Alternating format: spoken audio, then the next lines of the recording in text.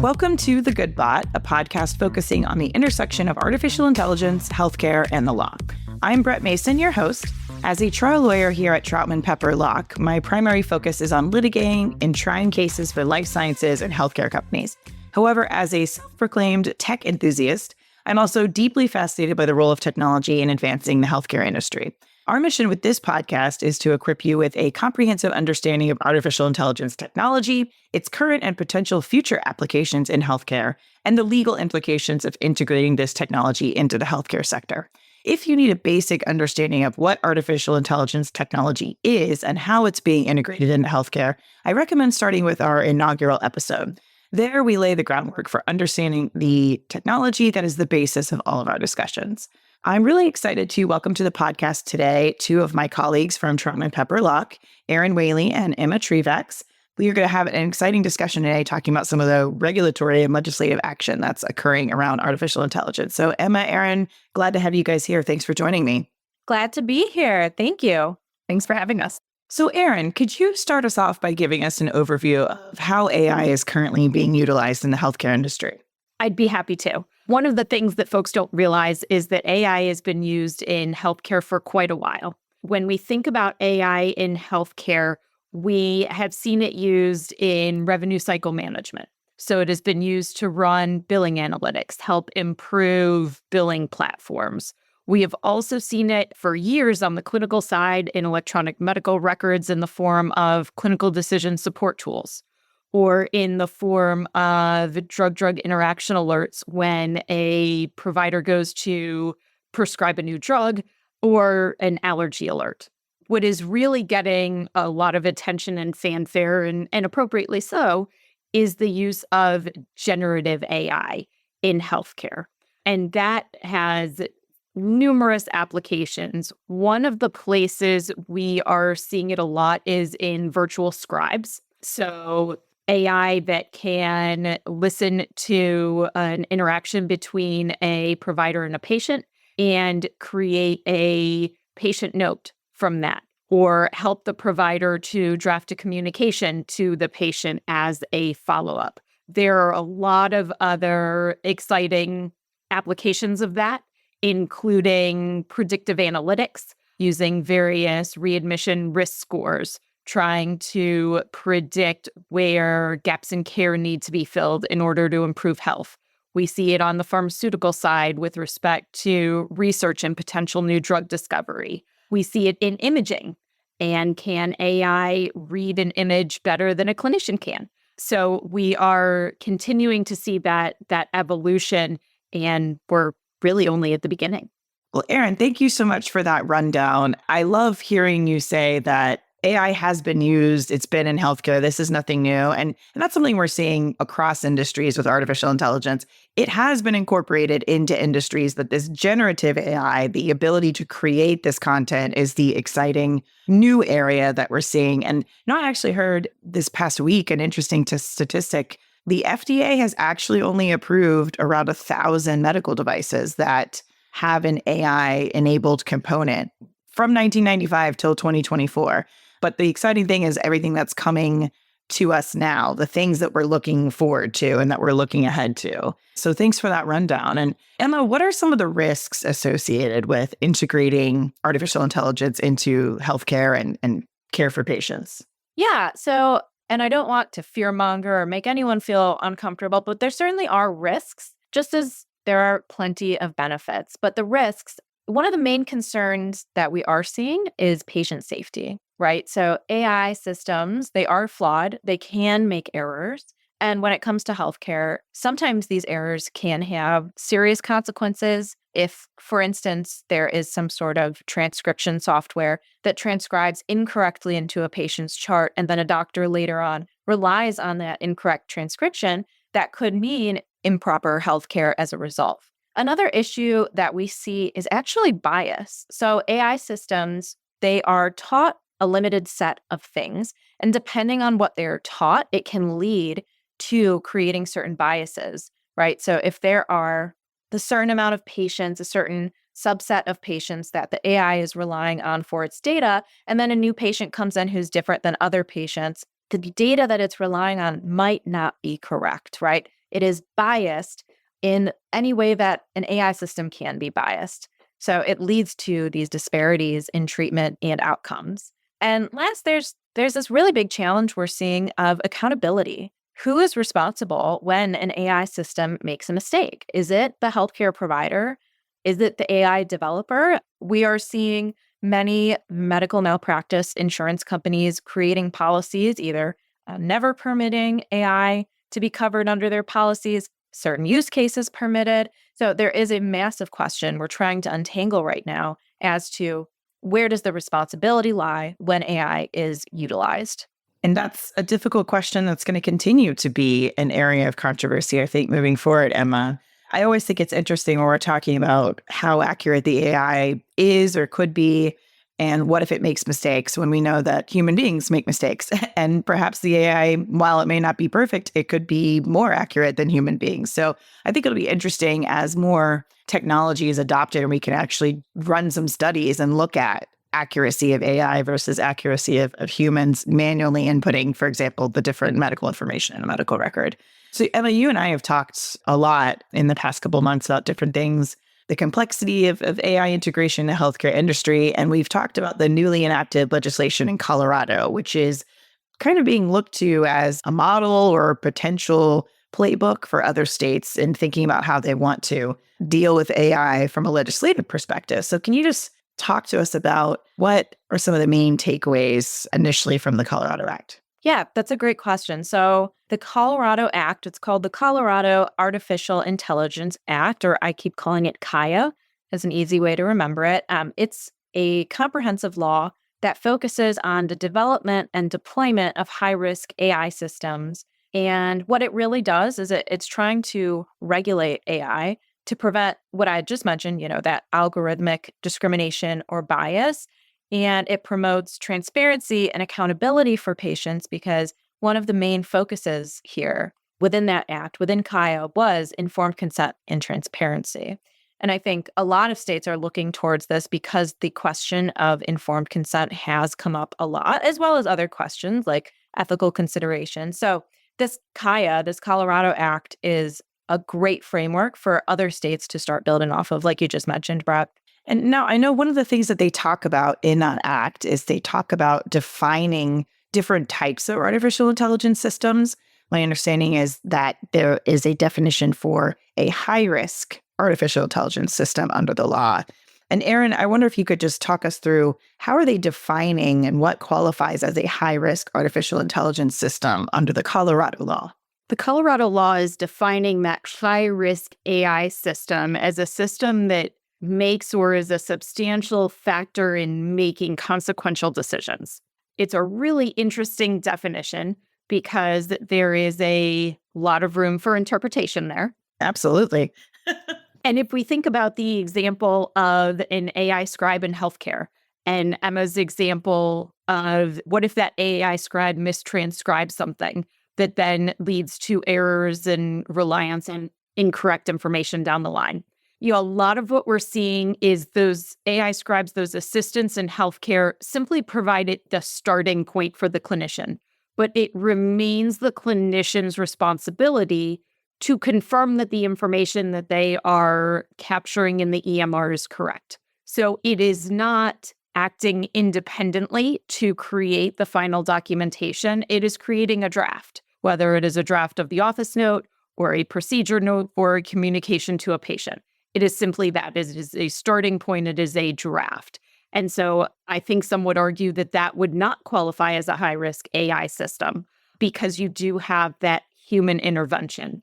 And at least currently, we are seeing a lot of that human intervention. So I personally wonder how many of the current systems in healthcare would meet this high-risk definition. Okay. Yeah, that makes sense. I mean, again, a lot of what we're talking about right now is looking forward. We're looking at technology that's being developed right now and thinking about how it's going to be used. So this definition of high risk could be somewhat anticipating different products that are going to be coming out, I would think. What do you think, Erin? I think it could be. I also think that the stated goal, one of the stated goals of the law to prevent algorithmic discrimination is a really tough one for healthcare. I think that is what we are all aiming for. We all agree that is the goal, but it is particularly hard to capture in healthcare because so many of the models are trained on existing healthcare data, which many would argue has implicit biases and represents historic discrimination and issues. So I think that goal is a good one. We all support it, but it will be difficult to measure and define whether they are actually meeting that goal with the law. So, Erin, I appreciate you pointing that out, that the issue with bias is even more heightened in the healthcare setting, given the historical patterns of data that's available. And so perhaps that's why they wanted to make sure to include high risk as an area that needed to be looked at and regulated a little bit more closely. So, Emma, let me ask you about this. One of the things that we've talked about is that there's developing and then there's deploying these high risk systems. And that is something that they distinguish between in the Colorado Act. Can you talk about that and what exactly they mean by developing and deploying and how they made that distinguishing factor? Yeah. And before I jump to that, I wanted to go back to what Erin was just talking about for a second, as I use this a lot just in conversation, but when you're thinking high risk versus not high risk, something I like to think of as AI. Okay, it's artificial intelligence, but really if you apply it like assistive intelligence or augmented intelligence, it's not the final intelligence. It's just something that's helping you. I find that to be a very helpful perspective when trying to figure out if this is high risk or not. Is it just assisting you or is it actually artificial substituting? So sorry for that tangent, but No, I appreciate that. That makes sense. I think that's helpful because sometimes when we call something artificial intelligence, we're not being specific enough as to what the product is actually doing. And so what you're saying there is a way to think about it a little differently. yeah. And to answer your other question about developers and deployers, I think the way Colorado is defining it kind of goes back to that point we talked about earlier regarding who's responsible for things, who's responsible for this AI that is being implemented. And so what Colorado does is they have these two terms. The first would be a deployer. So this is a person, usually it would be the individual working in the health system who is doing business that deploys or uses that high-risk AI system that Erin just defined. And then the developer would be the person doing business in Colorado that actually develops or takes an existing AI system and substantially modifies that system. So really it's the users versus the vendors, or the developers or the deployers versus the developers. Interesting. And I think one of the things that the Colorado law does not make clear, and perhaps you can correct me if I'm wrong about this, but there are still a lot of questions about who is responsible and when, even though you might have that definition of deployer versus developer, the question of who and when is still one that's up in the air. Would you agree, Emma? Completely would agree. There are different rules for the developers and deployers and what they can and can't do. But at the end of the day, if there's an injury resulting from the AI that is used, we still don't fully know exactly what you said, who is responsible and when. And so does the law break down, and perhaps Erin, you can jump in here, does the law set different standards for the developers and deployers as to what they're expected to conform to once the legislation does take effect, which I don't think we've said, but it should be in May of 2026, correct? Correct. And yes, Brett, they do set different obligations for developers and deployers. So I'll start with the developer side and then let Emma chime in on the deployer side. So on the developer side, they are looking for the developers to avoid the algorithmic discrimination that we talked about, to make sure that developers provide detailed documentation on the AI system's performance, data governance, and measures. And those are all the measures to mitigate discrimination risks. Developers have to disclose within 90 days any known or foreseeable risks of algorithmic discrimination to both their deployers and the Colorado Attorney General. And then the developers are responsible for making public statements that summarize the types of high-risk AI systems that they've developed, how to manage the risks associated with those systems, and then details about the information collected and used. and they have to keep that statement current. And what I think all of these obligations have in common is transparency. And they're really aimed to make sure that deployers and the public, for that matter, understand what the AI system is, understand how that AI system was trained, where the risks are, so that those can be mitigated. And it's interesting. I was recently at a conference and they were talking a lot about the importance of transparency around AI models. And I was listening to the head of the Coalition for Healthcare AI talk about the fact that they are releasing what they're likening to a nutrition label for AI. Wow.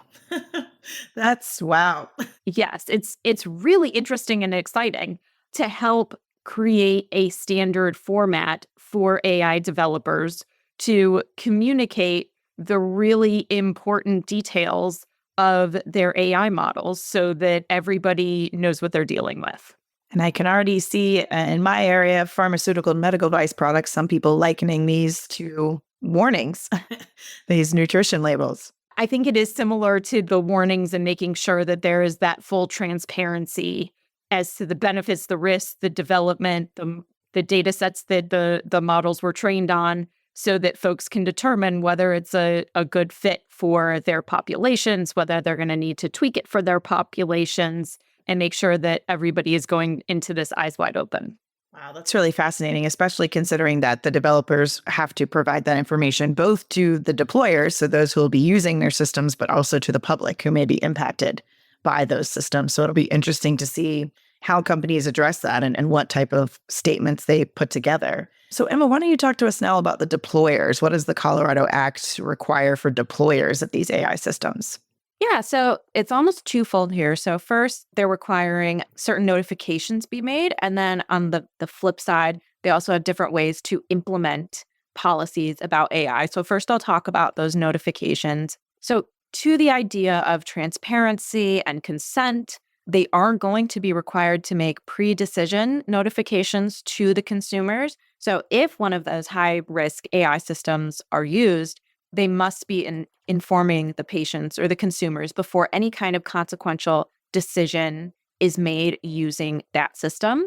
And then also within these disclosures and notifications, there's just a general information disclosure that deployers have to give to these consumers, just essentially saying why we're using this AI system, the type of decision that will be made, various contact information for the vendors and for themselves, and then a plain language description of that AI system. Maybe that'll be that nutrition label, 10% of your daily use of AI.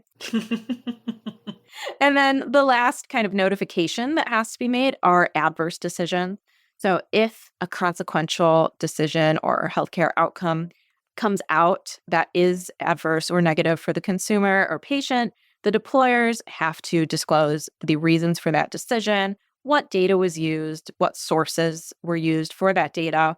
And then consumers can correct information like their personal data that maybe would have impacted the consequential decision. So these are all just different ways that the deployers are talking to and working with the consumers to make sure that AI is being used responsibly and correctly, and that they know it is happening, because it would be very bad if some high-risk AI system was used and the patient or the consumer did not know about it. So that's on the front side with the notifications. And then on the flip side, we have the policies. And how do we actually implement these systems?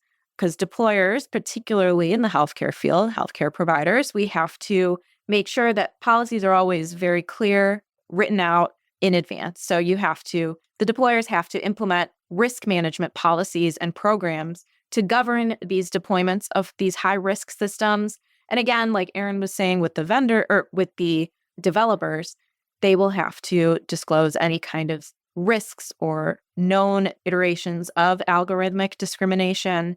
And the policy has to be reviewed, and it has to be considered against various guidance and risk management frameworks. But ultimately, as long as that deployer is using a policy that meets these requirements, that meets this Colorado statute.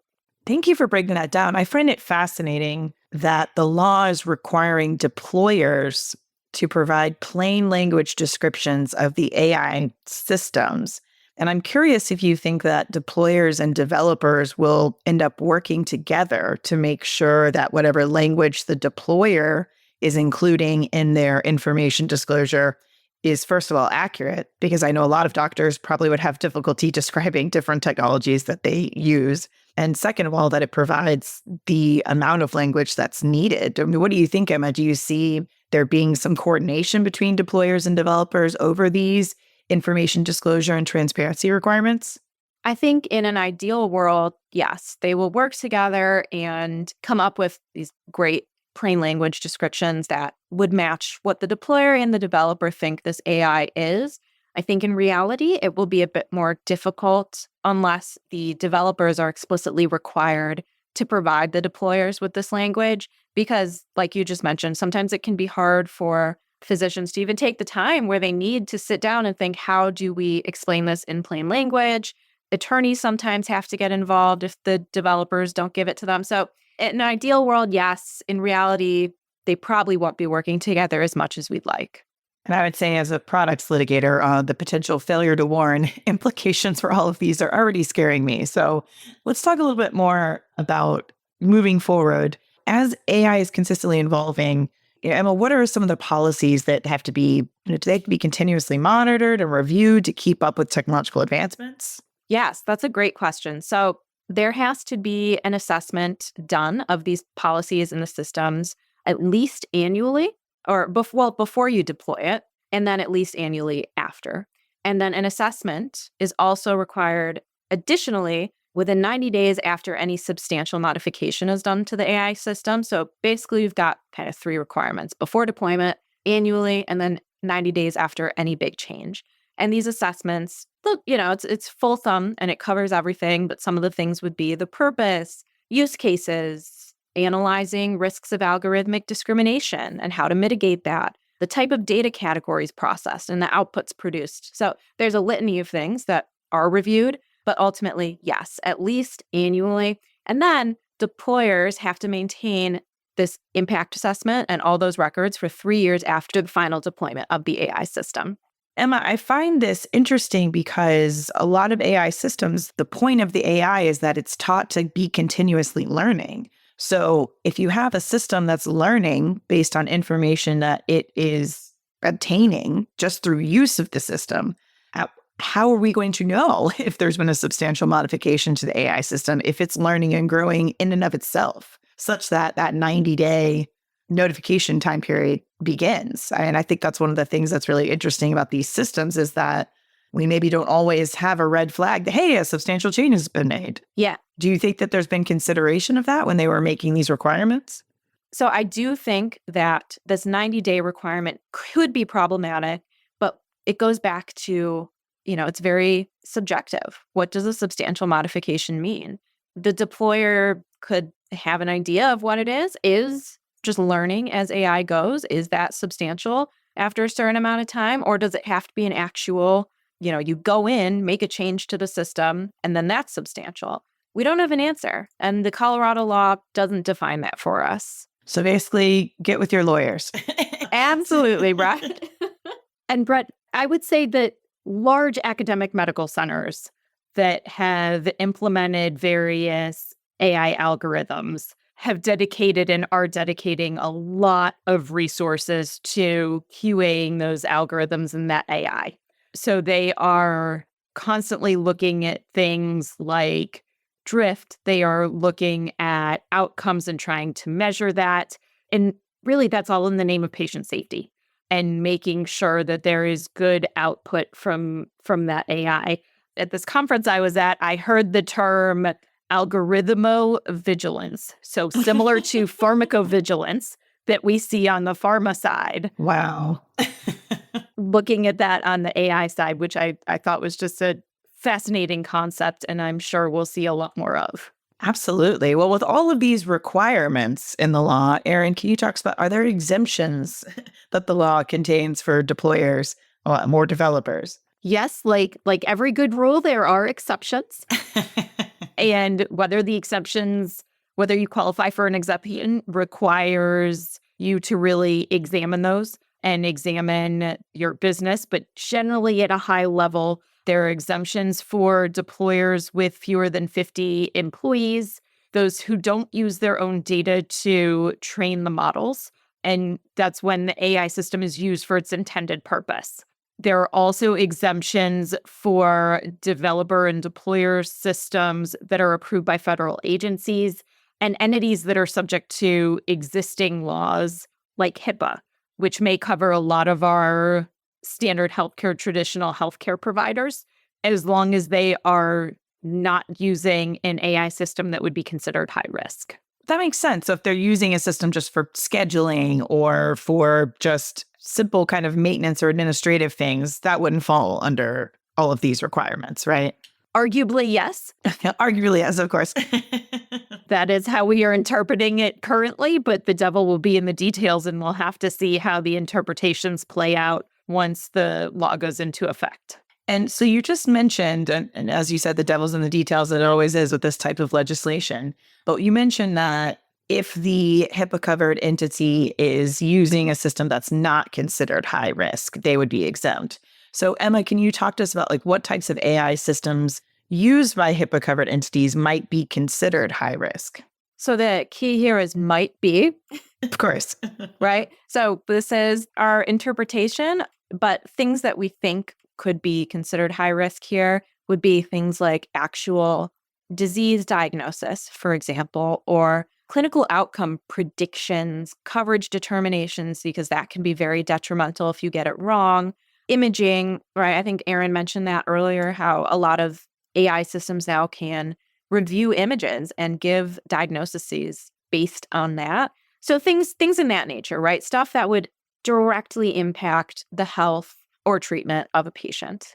And on the flip side, what would be something that would be considered a non-high risk AI system use in healthcare that might meet these exemptions? Yeah, so clinical documentation, note-taking, billing, or the one we see most often is appointment scheduling. So all these kind of things that just kind of keep the background of the business running would typically be administrative in nature and thus not high risk. So obviously we've talked a lot about the Colorado law today. What are key takeaways we can learn from it and apply on a broader scale? I think a lot of states are going to look at Colorado as maybe a baseline for how they draft their own legislation around AI and transparency, because, well, really that's the problem. Colorado is one of the first states to have a comprehensive AI law in place. There's some other patchwork laws here and there, but Colorado's is probably one of the most lengthy and comprehensive. So I do think a lot of states will look to Colorado. Do I think they will directly take some of this? I don't know, because like we had talked about, there is a lot of room for interpretation. And I think there can be changes made in other states that make more sense for those states, or maybe what Colorado has makes sense for other states. So ultimately, there's a lot of work that states have to do to ensure a proper implementation of the use of AI, but Colorado's a good starting point. And Emma, I think you're right that in the absence of overarching federal legislation, the states are going to look to legislate. I think for many developers and deployers, thinking about dealing with a patchwork of state laws is some cause for concern. And so while many of them may want to be unregulated entirely, I do think that they may prefer one overarching federal law that they have to comply with. Similar, we see the patchwork of state privacy laws. We know how difficult it is for folks who work across states to comply with all of those. It's going to be just as hard to comply with the patchwork of states with respect to AI development. So it'll be interesting to see who gets there first.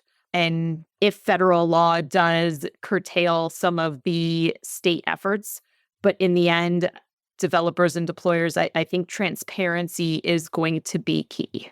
Yeah, I appreciate that. And transparency and working hard to eliminate bias in the system seems to be the two things that are really important to legislators across the country. And in European Union, we've seen there's a lot of discussion about that in their AI acts as well. So Emma, Erin, thanks so much for being on. I really appreciate it. Thank you to our listeners. I hope everybody learned a little bit about the Colorado Act and the way that Colorado is looking to regulate AI use, whether by the developers or the deployers in Colorado, please don't hesitate to reach out to me at brett.mason@troutman.com if you have any questions, comments, or there's a topic you'd love to hear us talk about on the podcast. You can also subscribe and listen to other Troutman Pepper Locke podcasts wherever you listen to your podcast regularly, including Apple, Google, and Spotify. So Emma, Erin, thanks again for joining. Copyright Troutman Pepper Locke, LLP. These recorded materials are designed for educational purposes only. This podcast is not legal advice and does not create an attorney-client relationship. The views and opinions expressed in this podcast are solely those of the individual participants. Troutman does not make any representations or warranties, expressed or implied, regarding the contents of this podcast. Information on previous case results does not guarantee a similar future result. Users of this podcast may save and use the podcast only for personal or other non-commercial educational purposes. No other use, including without limitation, reproduction, retransmission, or editing of this podcast may be made without the prior written permission of Troutman Pepper Locke. If you have any questions, please contact us at troutman.com.